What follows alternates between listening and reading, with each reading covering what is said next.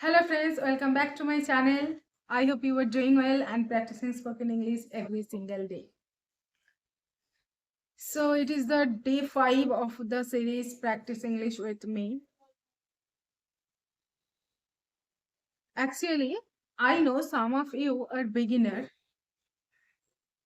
and you are beginner, that's why you are watching my video and you want to speak in English fluently and effortlessly.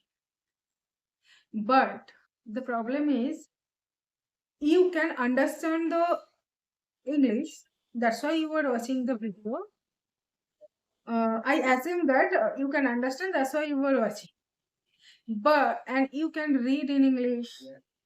But when it comes to speak, then you are getting stuck, and you can't understand how to start the spoken English journey. That's the problem. So I am going to give you some solution to fix the problem. So if you want to know, please stay tuned the till end the video. Actually, if you want to start your spoken English journey, I can say from my experience, you start from survival English. Now, what is survival English? Survival English is very popular term in ESL world. ESL world means English as a second language. So survive survival English is the new term. So what is the meaning of survival?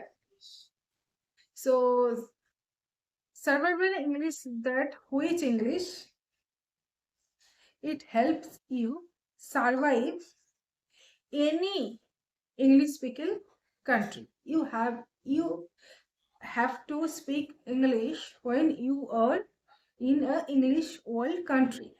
But you don't know very fluently speak in English and you are not expert. But if you know the survival English, you can living with life. Actually, it helps you to living your life. When just imagine you are in an English speaking country. It can be London, it can be New York, it can be wherever in the world there English speaking country. So if you want to survive there, sorry,